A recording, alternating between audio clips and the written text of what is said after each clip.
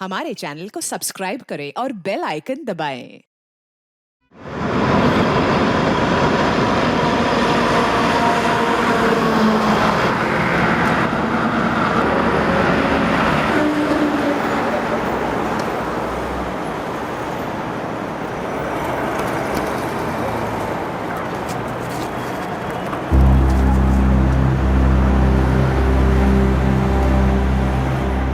अरे भाई मुझे क्यों दिखा रहा है? तू ही बता देना इनमें से सबसे सेफ कौन सा होगा, वही लगा देंगे। सभी सेफ है यार, कोई भी उठा ले आंख मूंद करके, सभी एक जैसे हैं। चल यही लगा देते हैं, हाँ? ठीक है।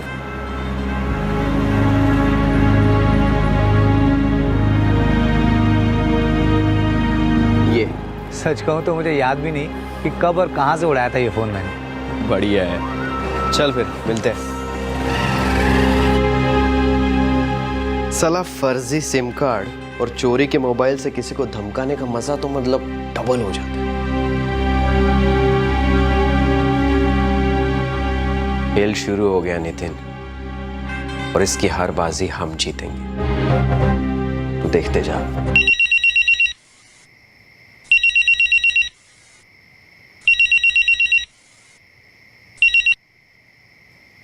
हेलो गिरीश सेठ, मैं अभी ऐसा कुछ धांसू जुमला बोलूंगा ना कि आपके पसीने छूट जाएंगे और फिर आप डर के मारे पूछोगे कौन बोल रहा है। कौन बोल रहा है? बोला था ना, अब यही पूछेंगे। चलो पूछा है तो बता ही देते हैं। हम यमराज बोल रहे हैं।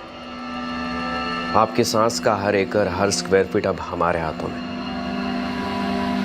सुना है काफी जमीन खरीदी गई है। देखो तुम जो भी हो, यमराज, और यमराज को तुम जो भी हो नहीं कहते गिरीश सेठ। अगर नाराज हो गया ना तो जान खींच लेगा। अगर जीना चाहते हो तो 1 करोड़ कैश रेडी रखो। देखो तुम जो भी हो, एक बात ध्यान से सुनो। ना मेरे पास फिजूल पैसा है, ना फिजूल टाइम। आइंदा से फोन मत करना। तो हम समझ लेते हैं कि आपकी जान फिजूल की है, जो आप हमारे गोलियों पर खर्च करना चाहेंगे। इसी तरह कुछ दिन धमकियां देते रहेंगे। विनय, पुलिस फोन ट्रेस नहीं करेगी? बिल्कुल करेगी, लेकिन तब तक हम दूसरे सिम कार्ड पर होंगे। हर फर्जी सिम कार्ड और 2 नंबर का मोबाइल इंस्ट्रूमेंट पुलिस के साथ चूहे बिल्ली का गेम खेलता रहेगा, और तब तक हम अपना गेम बजा देंगे। किसी से नहीं का क्या मतलब है जी? कौन था फोन पर? अरे कोई नहीं, ऐसी कोई सरफिरा था। देखिए, मुझे मालूम है कि आपको कोई धमकियां दे रहा है। आप पुलिस के पास क्यों नहीं जाते? कुंती, पहले ना तुम आराम से बैठ जाओ। लेकिन पापा, आप हमेशा ये सब इतना लाइटली क्यों लेते हो? क्योंकि हमारे संस्कार, हमारे परवरिश ये सिखाते हैं कि कुत्तों को भौंकने दो। हाथी का काम है चलते रहना सही रास्ते पर। आप क्यों नहीं समझते? आप सही होंगे लेकिन दुनिया तो गलत है ना। अगर किसी सरफिरे ने आपको कुछ कर दिया तो हमारा क्या होगा? वैसे भी सौरभ को खोने के सदमे से अभी तक कोई संभला नहीं है।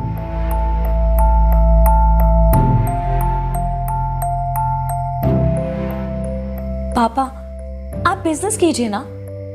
ये पॉलिटिक्स आप छोड़ क्यों नहीं देते? क्योंकि बेटा, मेहनत से की हुई कोई भी चीज ऐसे कायरों की धमकियों से छोड़ते नहीं है। एक ट्रक से मैंने ट्रांसपोर्ट का बिजनेस शुरू किया था। माँ भवानी की कृपा से आज सब कुछ हमारे पास।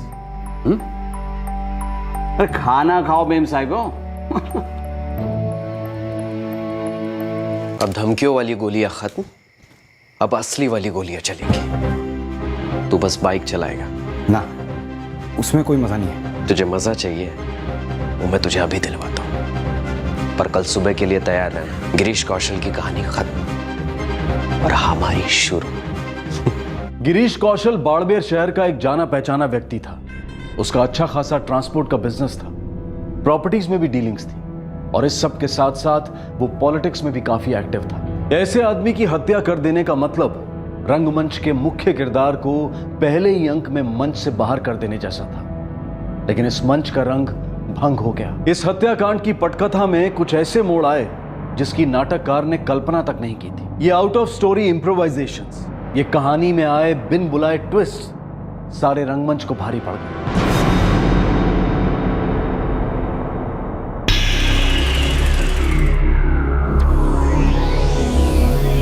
आजा छोटे, शर्मा क्या रहा है?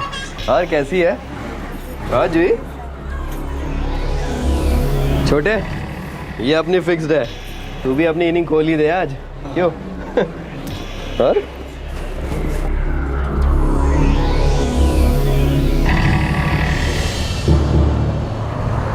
राजेश, खबर पक्की तो है ना?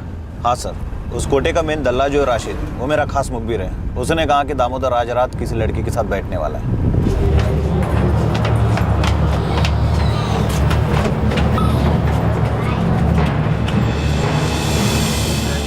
हुजूर, आप सब खैरियत तो है? ये दामोदर किस कमरे में है? साहब, हम अपने ग्राहकों को ना उनके दाम से जानते हैं, उनके नाम से नहीं। डायलॉगबाजी बंद कर नगमा। अभी ये बता दामोदर कहाँ है? हम लोगों को पता है कि यहीं किसी कमरे में बैठा है वो। अरे साहब, धंधे का टाइम है, हर कमरे में कोई ना कोई मर्द तो मिलेगा ही ना आपको। तो समझ, तेरी मंदी का टाइम शुरू होने वाला है नगमा। राजेश, सरोजनी, यहाँ इस वक्त जितने भी मर्द हैं सबको अभी कभी घसीट के बाहर निकालो और लाइन अप करो।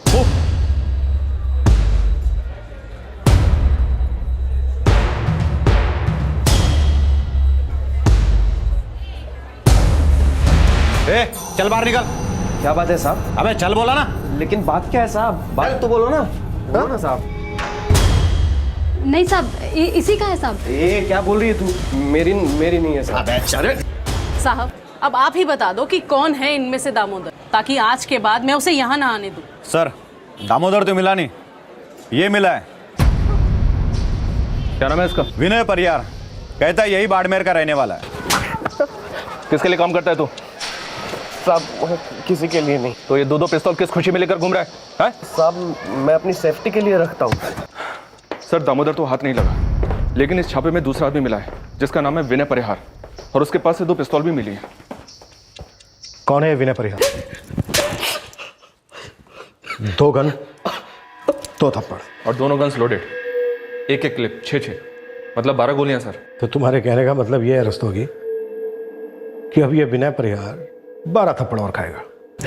अरे साहब, मैं बोल चुका हूँ साहब, मैं किसी दामोदर को नहीं जानता। अरे छोड़ ना दामोदर को, मैं ना तुझे जानना चाहता हूँ। तू कौन है विनय परिहार, और 2 गन लेकर क्यों घूम रहा था?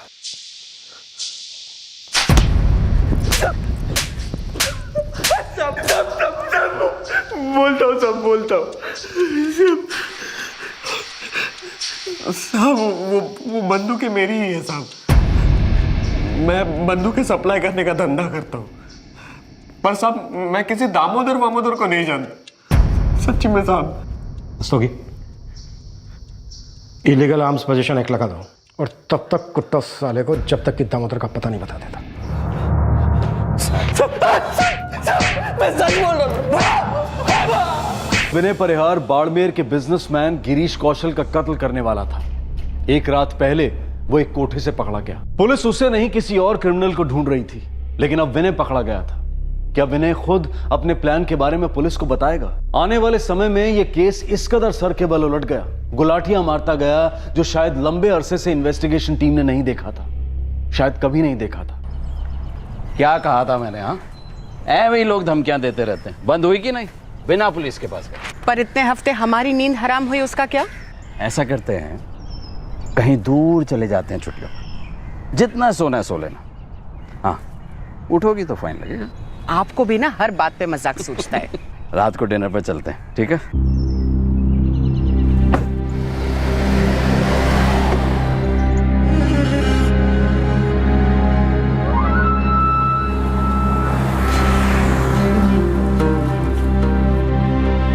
हाँ रमेश, बोल। आज भी अकेला ही निकला है, ड्राइवर नहीं है, खुद ही गाड़ी चला रहा है। फिर तो बढ़िया है हमारे लिए।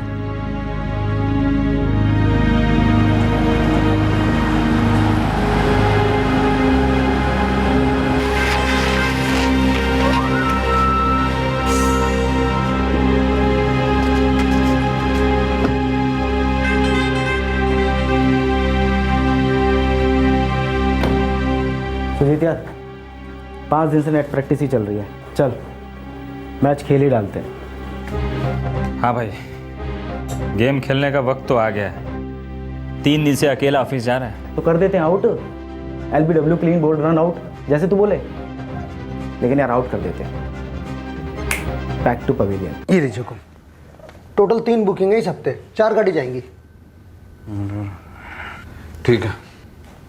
अच्छा, वो अशोक जी का फोन आया था, जरा पूछ लेना क्या काम। हाँ जी। ठीक है। हाँ, वो अतुल कहाँ है? हुकुम, वो तो नदरोला वाली साइड पे गया।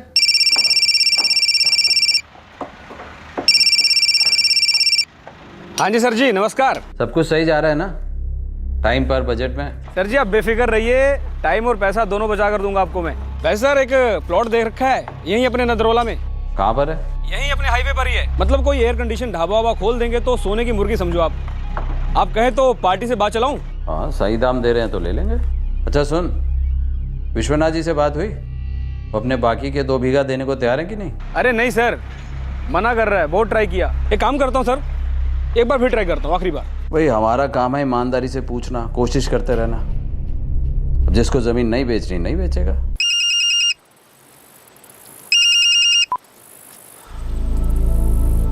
हाँ बोलो अतुल, क्या है? वही विश्वनाथ जी, विनती है आपसे, आखिरी बार ट्राई कर रहा हूँ। तुम आखिरी बार पूछ रहे हो ये हमें नहीं मालूम, लेकिन हम आखिरी बार कह रहे हैं कि वो 2 बीघा जमीन बिकाऊ नहीं है। कसम धंधे की, कमाल का दाम दिलाऊंगा आपको। वैसे भी आपके किस काम की है, बंजर पड़ी है, कुछ उगता उगता नहीं यहाँ पर। जमीन बंजर हो या सोने की खान, वो मेरी है और मेरी ही रहेगी। आई बात समझ में?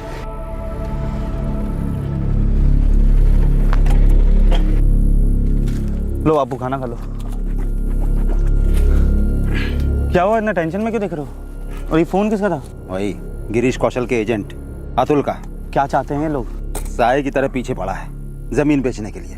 कितनी बार बोल चुका हूँ कि जमीन नहीं बेचूंगा, पर सुनता ही नहीं है। 1 इंच नहीं दूंगा। आखिर समझते क्या है वो लोग? मैं और अरुण अभी निकल लेते हैं, 1 घंटे बाद तू भी चेकआउट मार लियो। हाँ ठीक है, फिर मिलते हैं यहाँ। हाँ ठीक है, चल। क्या बोला वकील? वो वकील साहब कह रहे हैं कि तुम पर आर्म्स एक्ट लग गया और उसमें बेल बड़ी मुश्किल से होती है, लगभग ना के बराबर। अरे नहीं यार छोटे, पैसा जो है ना वो हर ना को हाँ में बदल देता है। भाई बदल देता होगा, लेकिन उसके लिए पैसे भी तो होने चाहिए। विनय, सारे पैसे खत्म हो गए अपने पास। भाई बहुत कड़की चल रही है। गिरीश कौशल की हत्या करने निकला विनय परिहार जेल पहुंच गया था। उस पर गैर कानूनी हथियार रखने के जुर्म में केस चल रहा था, लेकिन गिरीश कौशल की हत्या का षड्यंत्र फिर से रचा गया। किसने रचा, कैसे अंजाम दिया गया, इन सभी सवालों के जवाब पुलिस को आसानी से नहीं मिलने वाले थे।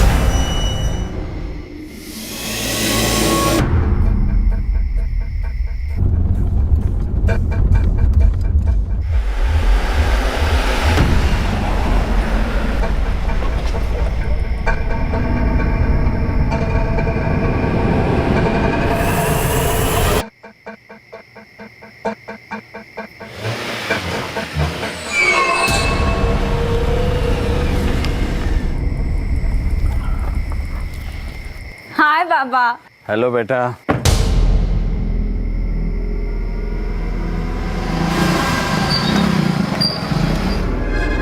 पापा वो देखो कौन है। क्या हुआ? अरे कोई है? बचाओ! गिरीश उठिए ना, गिरीश!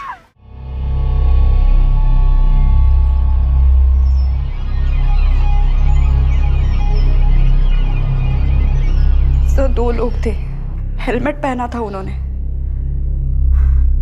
अचानक से गेट के अंदर आए और जैसे ही पापा घर की तरफ आने लगे, उन्होंने पापा को गोली मार दी। माधुरी प्लीज कंट्रोल करने की कोशिश करो। तुम जितना ज्यादा हमें उनके बारे में बताओगी, हम उन्हें उतनी जल्दी पकड़ पाएंगे। क्या उन दोनों के साथ कोई और भी था? फायरिंग के बाद वो भागे कैसे? सर मैं तो पापा की तरफ भागी, लेकिन हाँ मैंने एक बाइक के जाने की आवाज जरूर सुनी। कुछ और बता सकती हो? मेरा मतलब कुछ भी। सर सब कुछ इतना फास्ट हुआ, कुछ भी नहीं पता चला। उनकी एज क्या हो सकती है? मेरा मतलब उनकी बॉडी लैंग्वेज से तुम्हें कुछ पता चला हो कि वो यंग थे या? हेलमेट पहन रखा था और रात भी काफी थी, तो कुछ समझ में नहीं आया। और तुम बाद में अंदर से बाहर आई? हाँ सर, मैंने आवाज सुनी थी, फिर माधुरी दीदी चिल्लाई तो मैं और मम्मी भाग के बाहर गए। कुंती जी सॉरी, लेकिन हमें आपसे भी कुछ सवाल पूछने हैं आपके पति के बिजनेस के बारे में।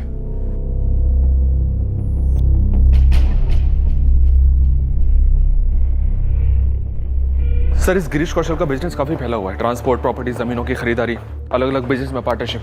पिछले दिनों इसने काफी जमीनें भी खरीदी थी। और इसके साथ पॉलिटिक्स भी। जी हाँ सर। बिजनेस, राइवलरी, जमीन, पॉलिटिक्स, दुश्मन तो कम नहीं है। शहर में काफी टेंशन है सर। दरअसल ये गिरीश कौशल क्लीन पॉलिटिक्स के लिए जाना जाता था, काफी सोशल वर्क भी किया करता था। और हाँ सर, बाड़मेर बंद के ऐलान की भी बात चल रही है। हेलमेट पहने 2 आदमी, 2 गोली सीने में, 2 गोली पेट में। सोगी, मुझे पेशेवर कातिलों का काम लगता है। बिल्कुल सर। तो फिर शुरुआत भी यहीं से करते हैं। अपने सारे खबरियों को काम पर लगा दो और पता करो कि इतने बड़े आदमी की सुपारी किसने दी थी और क्यों दी थी। सर, कुंती जी ने हमें बताया था कि धमकियां कुछ हफ्तों पहले से ही आनी शुरू हुई थी। मैंने उनसे कई बार कहा था सर कि पुलिस में शिकायत करिए, और वो धमकियों को बड़े ही हल्के तरीके से लेते थे। मुझे अंदर से कोई डर लग रहा था ऐसा ही कुछ होने वाला है। धमकियां किससे मिल रही थी गिरीश कौशल को और कब से? सर, गिरीश जी की फैमिली ने बताया कि उनको वो रात याद है जिस रात को धमकी का पहला फोन आया था। 12 अप्रैल की रात थी सर। उसके बाद मैंने उन्हें बार बार पूछा कि कौन है जिसने आपको धमकी दी, और वो धमकियां फिर हर दूसरे दिन आने लगी। हाँ कुंती, आज भी धमकी आई थी, लेकिन मैंने हमेशा की तरह मजाक में उड़ा दिया। क्या कहते हैं वो लोग? कौन है? चाहते क्या है? 1 करोड़ रुपए चाहते हैं। अब कौन है मुझे तो नहीं पता, वो पेशेवर एक्सटॉर्शन करने वाले लगता है। ये धमकियों का सिलसिला कितने दिनों तक चला? कुछ दिनों तक चला सर, उसके बाद अपने आप बंद हो गया। 1 करोड़ की डिमांड हुई थी। वैसे सर, अगर गिरीश जी के सारे बिजनेस का एस्टिमेट लगाया जाए तो कम से कम 50-100 करोड़ का आदमी तो था वो। दस्तों की पता करो कि ये धमकियां कौन दे रहा था और किसके कहने पर दे रहा था, और फिर बंद क्यों? मुझे धमकियां और उनका पैटर्न दोनों खटक रहा है। गिरीश कौशल के तेरों को फांसी दो, फांसी दो। गिरीश कौशल के तेरों को फांसी दो, फांसी दो। गिरीश कौशल को न्याय दो, न्याय दो, न्याय दो। गिरीश कौशल को न्याय दो, न्याय दो, न्याय दो। गिरीश कौशल अमर रहेंगे, अमर रहेंगे, अमर रहेंगे। गिरीश कौशल अमर रहेंगे, अमर रहेंगे, अमर रहेंगे।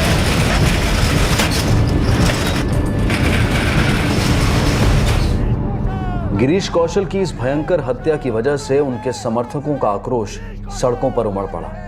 शहर के कई हिस्सों में बंद कामयाब रहा, तनाव बना रहा। राम राम सत्य है, सत्य बोलो।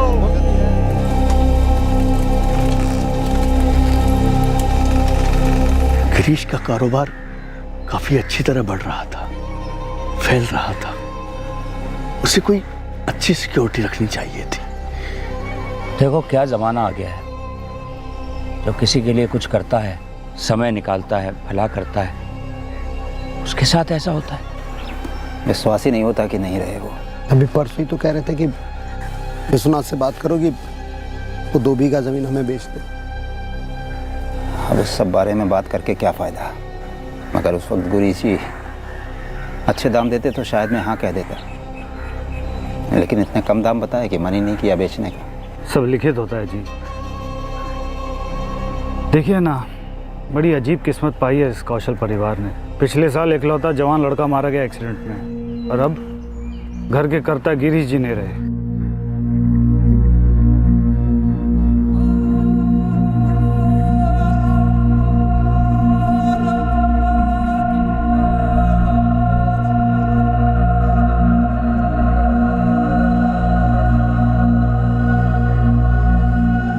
सर, मैं उनके ट्रांसपोर्ट के बिजनेस का मैनेजर हूँ। गिरीश जी ने प्रॉपर्टी में काफी इन्वेस्टमेंट किया हुआ था और उनकी सारी प्रॉपर्टी की देखभाल मैं करता हूँ। सर, गिरीश जी ग्रास रूट वर्कर से ऊपर उठे थे, लेकिन वो पॉलिटिशियन नहीं थे, कार्यकर्ता थे, हित चिंतक थे, जनता के आदमी थे सर वो। मैं मार्बल एक्सपोर्ट करता हूँ और गिरीश जी मेरे 30% के पार्टनर थे। एक्टिव नहीं थे, लेकिन फाइनेंस की कोई कमी नहीं थी उनकी तरफ से। फायदा किसको हो सकता है उनके मर्डर से प्रहलाद जी? ये बताना मुश्किल है सर। क्यों? कई लोग हैं क्या जिनको फायदा हो सकता है? नहीं सर, अब उनके मरने से नहीं बल्कि उनके जिंदा रहने से ज़्यादा फायदा था। जो लोग भी उनके संपर्क में आते थे, उनके दोस्त बनते थे, उनकी तो चांदी हो जाती। पर प्रहलाद जी, किसी ने उन्हें मार दिया है और बताकर मारा है। धमकियां मिल रही थी उन्हें। गिरीश सर ऐसी धमकियों से कभी नहीं डरे। अब इतने बड़े आदमी थे, कोई ना कोई तो ऐसा होता ही था जो जलता था उनकी कामयाबी से। जलने वाले, धमकी देने वाले या जो धमकियां दे सकते थे, सबके नाम चाहिए मुझे अभी। लिख कर दीजिए। सॉरी सर, लेकिन ऐसे कैसे किसी का नाम लिख दूं? पेन से लिख दो, या कोई और तरीका जानते हो लिख कर देने का वैसे लिख दो। SMS कर सकते हो मुझे उन सबके नाम चाहिए जो गिरीश कौशल के दोस्त नहीं थे। लेकिन सर उनका तो कोई दुश्मन भी नहीं था। तो ऐसा कोई था जिसे गिरीश कौशल की पर्सनल या प्रोफेशनल लाइफ की वजह से कोई ठेस पहुंची हो? गिरीश जी ने कई किसानों से बंजर जमीनें खरीदी, एक अरसे से खरीदते आए थे। फिर आ गया हाईवे और रातों रात जमीनों के भाव 100 गुना बढ़ गए, तो उन सभी बेचने वालों के दिलों को तो जरूर ठेस पहुंची होगी। तो उनमें से ऐसा कौन था जो अपनी बेची गई बंजर जमीन के नुकसान को गिरीश कौशल के खून से सींचना चाहता था? नाम लिख कर दो। लेकिन सर मैं ऐसे कैसे किसी का नाम लिख दूं? अतुल, तुम्हारे बॉस का कत्ल हुआ है। अगर उसके चलते हम 10-12 लोगों को पूछताछ के लिए बुला लेंगे तो उन पर कोई कहर नहीं टूट पड़ेगा और ना ही तुम पर। नाम लिख कर दो।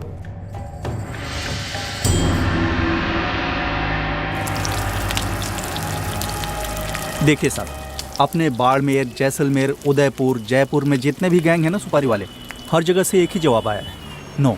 अच्छा, दिल्ली, मुंबई या कहीं और का कोई गैंग हो? उसकी रिसर्च अपनी चल रही है साहब, लेकिन मैं आपसे एक बात कहना चाह रहा था। गिरीश कौशल है ना, इसके नाम पे ना सॉलिड प्रॉपर्टी है और पूरा का पूरा पैसा ना सिर्फ और सिर्फ उसकी बीवी और 2 बेटियों के नाम पे जा रहा है। ये मैंने पता लगाया है साहब। सही पता लगाया तूने? तो साहब मैं क्या बोल रहा हूँ, अगर पैसा वैसे किसी का हाथ में तो जा नहीं रहा है तो इसको मारने का फ़ायदा नहीं है। तो हो सकता है ना कि पेशेवर सुपारी वालों का काम ना हो। देख चारो, ये जो भी है हेलमेट पहनकर है, इनकी पूरी स्टडी थी। एन मौके पर 20 सेकंड में गेम बजा और वहां से फरार हो गए। ना कोई हथियार फेंका, ना पीछे को छूटा। ये 101% पेशेवर किराए के टट्टू है। और हाँ, मुझे उस आदमी का भी नाम चाहिए जिसने इन्हें सुपारी दी है। टाइम दो साहब, टाइम देंगे ना तो सुराग मिलेगा। सर, गिरीश कौशल और उसके एम्प्लॉइज के फोन रिकॉर्ड्स कल तक आ जाएंगे।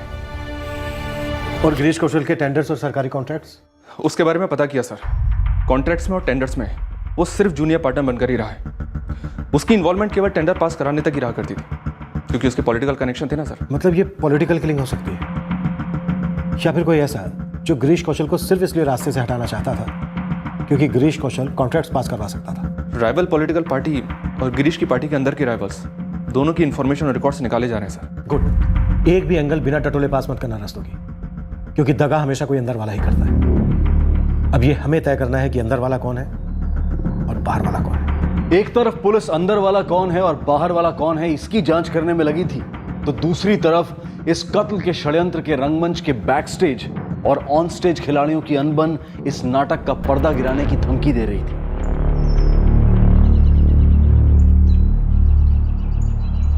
भाई काम हो गया, सब हो गया, अब क्यों रुकूं मैं इस रेगिस्तान में? यार अरुण, थोड़ा सा रुक जा यार। नहीं भाई, मुझे कल लखनऊ लौटना है। मेरी थोड़ी टेंशन चल रही है यार। भाई टेंशन मेरी भी चल रही है सुजीत। ये गिरीश कौशल कोई कद्दू बैगन तो था नहीं कि जिसको ठोकने के बाद उसी के इलाके में सीना तान कर घूमे। अब हमें अंडरग्राउंड होना पड़ेगा, और तू अच्छे से जानता है कि अंडरग्राउंड रहने के खर्चे होते हैं। यार कैसे पैसे दूं आज के आज यार? ओ भाई, तेरे उस गिरीश कौशल को ठोकना था, ठोक दिया ना हमने। अब हम अपने पैसे मांगे या नहीं? यार मैं कहाँ देने से मना कर रहा हूँ, लेकिन पार्टी नहीं दे रही है ना, मुकर गया है साला। तू अपने धंधे के 2 उसूल अच्छे से जानता है। पहला, सुपारी ली तो पार्टी को उड़ाना पड़ता है, और दूसरा, जुबान दी, मुकर गया तो जुबान काटनी पड़ती है। ठीक है, मुझे 24 घंटे का टाइम दो, मैं फिर से बात करता हूँ पार्टी से।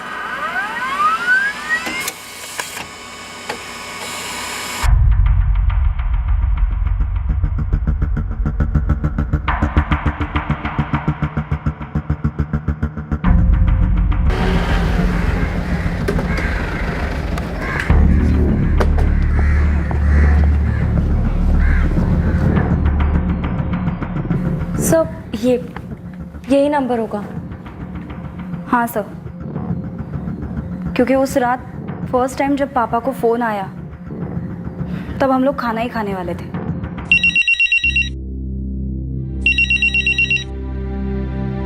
हेलो।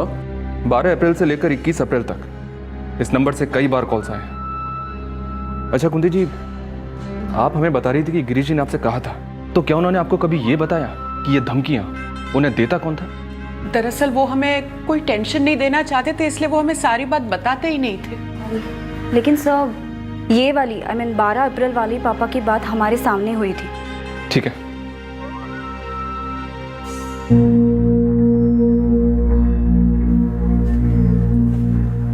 मम्मी, प्रहलाद अंकल का फोन था। कह रहे थे कि बिजनेस के सारे अकाउंट्स आपके नाम पे ट्रांसफर करने हैं। मैंने कितनी बार समझाती थी कि आपके बगैर हम तीनों के लिए मैनेज करना बहुत मुश्किल हो जाएगा, बहुत प्रॉब्लम हो जाएगी हमारे लिए, लेकिन सुन। मम्मी मैं समझती हूँ हमें रोना चाहिए, आगे भी हम रोएंगे, लेकिन एक बात तो चेंज होने वाली नहीं है। पापा अब वापस नहीं आएंगे मम्मी। हमें उनके बिना मैनेज करना होगा, एक दूसरे की हेल्प करनी होगी मम्मी। अब बस यही रास्ता है। सर हमारा ये नंबर तो प्रीपेड है, अब तक तो 50 आइडेंटिटीज बदल चुका होगा। इतनी सारी आइडेंटिटीज का कोई रिकॉर्ड नहीं रखते तुम लोग? सर ये प्रीपेड सिम कार्ड का इतिहास बहुत लंबा चौड़ा होता है, किसी एक कस्टमर के पास नहीं रहता, आईडीज बदलती रहती है। फिर भी मैंने खंगाल के 50 एक नाम निकाले इस आईडी के, वो मैं आपको भेज देता हूँ। बट सर हाँ एक बात और है, इनमें से कई नाम फर्जी भी हो सकते हैं। इस सिम कार्ड की जो भी कुंडली है तुरंत भेज दे। सर सिम तो फर्जी ही निकला और इंस्ट्रूमेंट भी बाबा आदम के ज़माने का है, लेकिन फिर भी IMEI ट्रैकिंग के लिए डाल दिया है। दोस्तों कि इस नंबर के पीछे ज़्यादा टाइम खर्च करने की ज़रूरत नहीं है। मुझे सीरियस डाउट है कि इस नंबर से कुछ हासिल होने वाला है। 12 अप्रैल से 21 अप्रैल के बीच गिरीश कौशल को धमकाने वाला मुझे नहीं लगता इस नंबर के थ्रू मिलने वाला है। सर कुंती जी और उनकी बेटी माधुरी ने बताया कि इस दौरान उन्हें कई सारे कॉल्स आए और फिर अचानक से बंद हो गए, और फिर 2 हफ्ते बाद 5 मई को अचानक से गिरीश कौशल का मर्डर हो जाता है। इतना लंबा गैप, और इस गैप में एक भी एक्सटॉर्शन का कॉल नहीं। मुझे तो लगता है सर ये एक्सटॉर्शन का केस है ही नहीं। हो सकता है ये कॉल्स हमारा ध्यान बटाने के लिए किए गए हो सकता है। आधे से ज्यादा किलर्स जो अपने आप को शातिर समझते हैं ऐसे ही मिसलीड बनाते हैं। हमें बस एक बार इस मिसलीड का पता चल जाए, किलर्स तक पहुंचने का रास्ता हमें अपने आप मिल जाएगा। स्तोगी, मुझे अभी भी स्ट्रांग फीलिंग हो रही है कि कोई ना कोई अंदरूनी मामला है। पीड़ित गिरीश कौशल को 12 अप्रैल से लेकर 21 अप्रैल तक धमकियों वाले कॉल्स आए थे। बतौर एक्सटॉर्शन 1 करोड़ की कीमत भी मांगी गई थी, पर पुलिस को अब तक इस बात का कोई अंदाजा नहीं था कि इन कॉल्स का ताल्लुक उन्हीं की जेल में कैद एक युवक के साथ था। कौन थे वो खिलाड़ी और आखिरकार इस खेल का मकसद क्या था?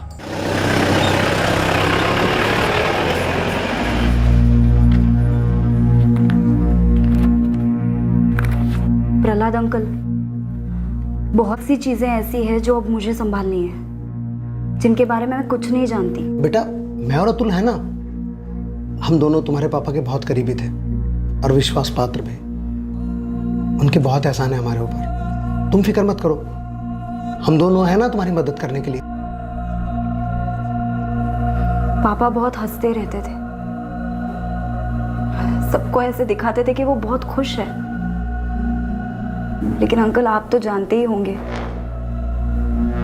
सौरभ भैया के जाने के बाद पापा अंदर से टूट चुके थे।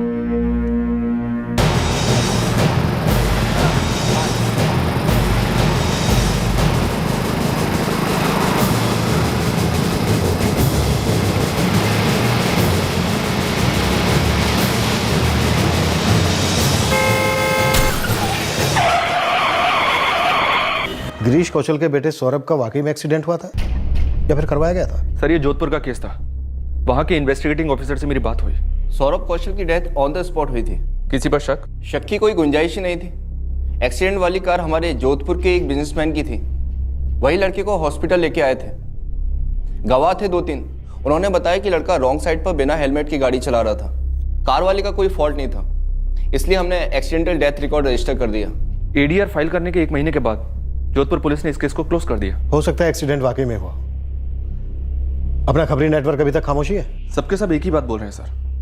स्टेट में, स्टेट के बाहर भी जितने भी जाने पहचाने सुपारी मर्डर गैंग्स हैं, उनमें से किसी का भी नाम सामने नहीं आ रहा है। गिरीश कौशल की लैंड डील्स की क्या कहानी है? सर उसने कई किसानों से कई बंजर जमीनें खरीदी थी, जो कि हाईवे बनने के बाद काफी कीमती हो गई। फिर तो कई लोगों के दिल चले होंगे। चले तो होंगे सर। वैसे उसके ज्यादातर सौदे ठीक ठाक ही गए थे। ज्यादातर? मेरा मतलब है सर, कुछ कोर्ट के अंदर सेटल हुए, कुछ कोर्ट के बाहर सेटल हुए। ओवरऑल सभी सेटल्ड ही थे। फिर फायदा किसे हो सकता है गिरीश कौशल के मरने से, या फिर उसे मरवाने से? 9 दिन तक एक्सटॉर्शन के कॉल आए, फिर अचानक बंद हो गए। क्यों? और उसके 2 हफ्ते बाद गिरीश कौशल का मर्डर हो जाता है। रस्तोगी, कहीं ऐसा तो नहीं है कि सारे जवाब हमारे सर के ऊपर मंडरा रहे हैं और हम उन्हें नाक के नीचे ढूंढ रहे हैं?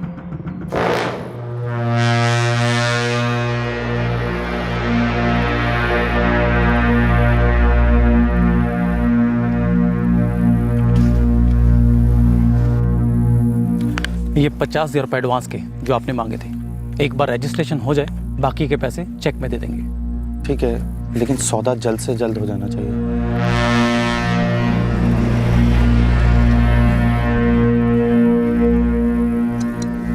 विश्वनाथ जी, हमसे क्या गलती हो गई सरकार?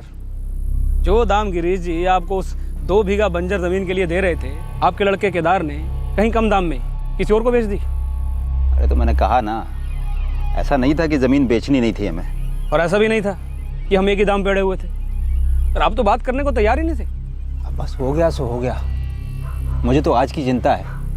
अब केदार की पढ़ाई में काफ़ी खर्च आ रहा था, तो मैंने सोचा कि कम दाम में ही सही बेच देते हैं ज़मीन। सर जी, आपने एक फ़ोन करना भी ज़रूरी नहीं समझा मुझे। एक बार बोल दिया होता बस। अब जो दाम बोलते ना उसी में खरीद लेते हम। अब छोड़ो भी, ज़मीन हमारी बिकी है, भावुक आप हो रहे हो। माजरा क्या है? आप नहीं समझेंगे सर जी। तो समझाओ मुझे। अब आपके गिरीश कौशल के पास ज़मीन की तो कोई कमी थी नहीं। आधा बाड़मेर खरीद रखा था उन्होंने, अब ऊपर से वो रहे नहीं। उसके बाद आप मेरी छाती पर क्यों बैठे हो?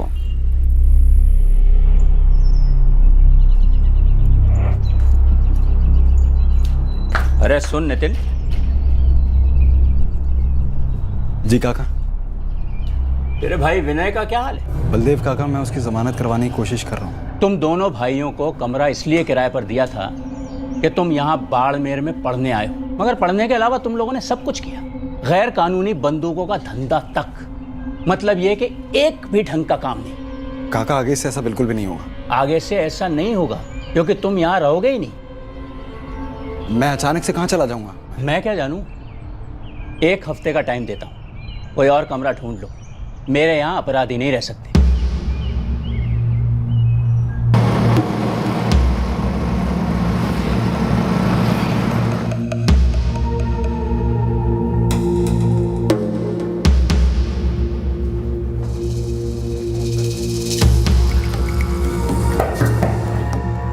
कौन है?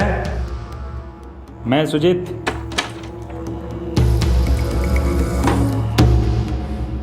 $50,000 है। 50 क्या होते हैं बे? 50 में हम ये मच्छर नहीं मारते। बहुत हाथ पैर मारने के बाद निकलवाए मैंने अरुण। ओ, हाथ पैर मारने की बात कर रहे हो? हमने पूरा का पूरा आदमी मार दिया, और इतना साफ काम किया है ना हमने। पुलिस को एक सुराग तक नहीं मिला। किसी को नहीं मालूम कि हमारे गैंग ने सुपारी उठाई है। खबरी कुछ नहीं बोल पाए उन्हें। भाई मुझसे ये मार्केटिंग की क्या जरूरत है? मैं तो तुम लोग के साथ ही था ना। साथ था, लेकिन अब किसके साथ है ना पता नहीं। यार 50,000 दिए हैं अभी, बाकी के भी आ जाएंगे किस्तों में। देखो, हमने गिरीश कौशल को किस्तों में मारा है क्या बे? अबे अपनी जेब से 25,000 एडवांस दिया लोगों को काम का। इंपोर्टेड गन, पेट्रोल, कभी ये खर्चा कभी वो खर्चा। ऊपर से अपना दिमाग शांत रखो अलग। ऊपर से तू ये 50 पैसे खुले दिखा रहा है। 6 लाख का बात हुआ था ना? 6 लाख चाहिए कैश।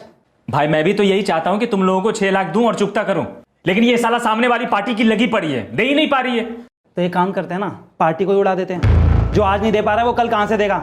अबे हमारा पैसा नहीं मिला कोई बात नहीं, लेकिन कम से कम दिल को सुकून तो रहेगा। जिसने हमारा पैसा मारा हमने उसको मार दिया। ना ना, पार्टी को कुछ भी हुआ इस वक्त तो बात बहुत बिगड़ जाएगी। हम सब फंस जाएंगे, जेल चले जाएंगे। तो तू एक काम कर, पार्टी से मिला दे मुझे, मीटिंग फिक्स करा दे मेरी। मैं आंखों में आकर डाल के खुद पूछ लूंगा कि भाई पैसे दे रहे हो या नहीं। ठीक है, बात करता हूँ पार्टी से।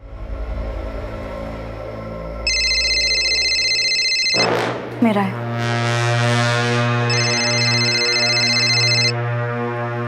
हेलो। हाँ ठीक है, हाँ ठीक है, बोला ना मैंने।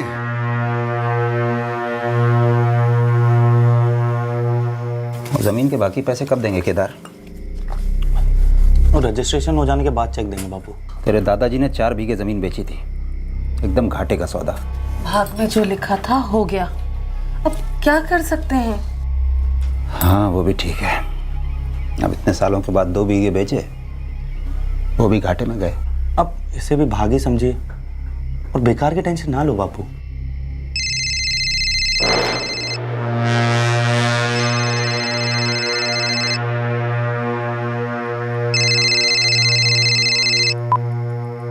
हाँ बोलो।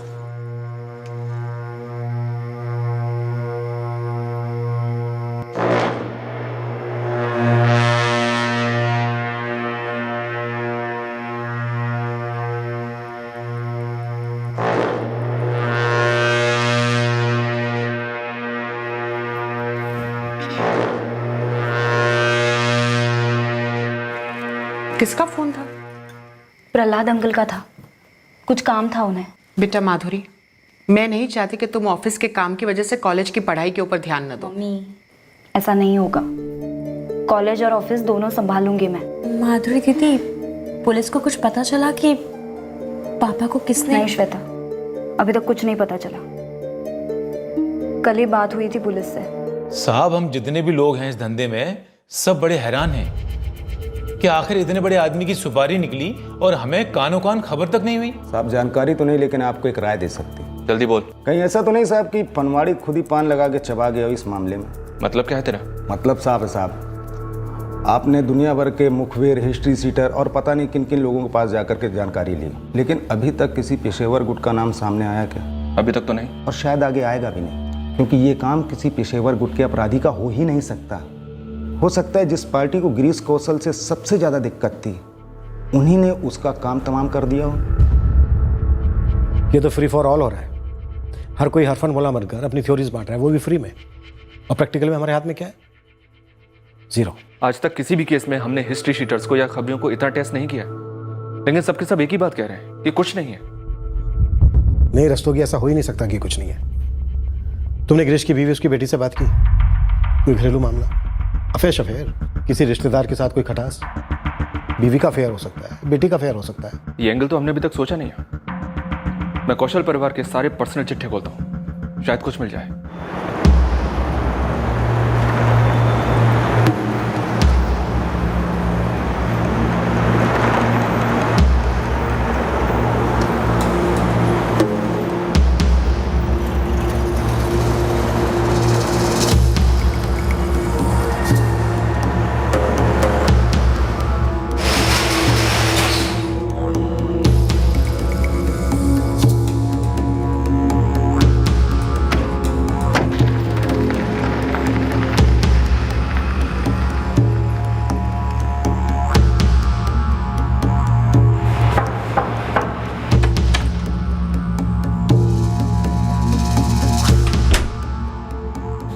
सुजीत का फोन था, कल आ रहा पार्टी को लेकर।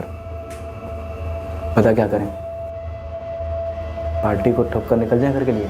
उसके बारे में बाद में सोचते हैं, अभी मैंने कुछ और सोचा है। क्या सोच रखा है? यहीं जैसलमेर में एक बड़ा हाथ मारते हैं। कोई घर या दुकान देख रखी है? दुकान है सुनार की। बड़ी? नहीं, छोटी है, लेकिन मैंने मुआयना किया है। जम के झपटे ना 4-6 लाख कहीं नहीं गए। पकड़ जाने का रिस्क? वो तो है, लेकिन इतना भी नहीं कि रिस्क ना ले सकें। ठीक है, करते हैं। पहले सुजीत और इस पार्टी से निपट लेते, उसके बाद जेबरों पे चपटते हैं।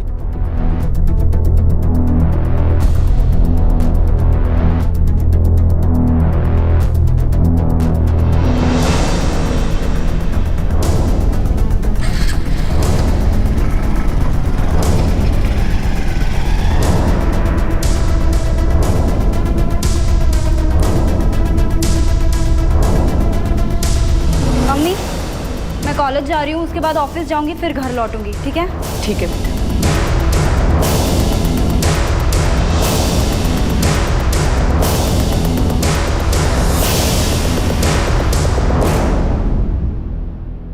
खून से रंगे इस रंगमंच पर कई पात्र अपना किरदार निभा रहे थे। इस पटकथा में कई प्लॉट थे, सब प्लॉट थे जो अपनी अलग अलग कहानियां बयां कर रहे थे। ये कहानियां आपस में कुछ ऐसी उलझ गईं कि अब कौन क्या किरदार निभा रहा है ये वो खुद नहीं जानता था। क्या इस केस की इन्वेस्टिगेशन इन उलझी कहानियों को सीधा कर पाएगी? क्या इस रंगमंच का पर्दा गिरेगा या फिर पर्दाफाश होगा?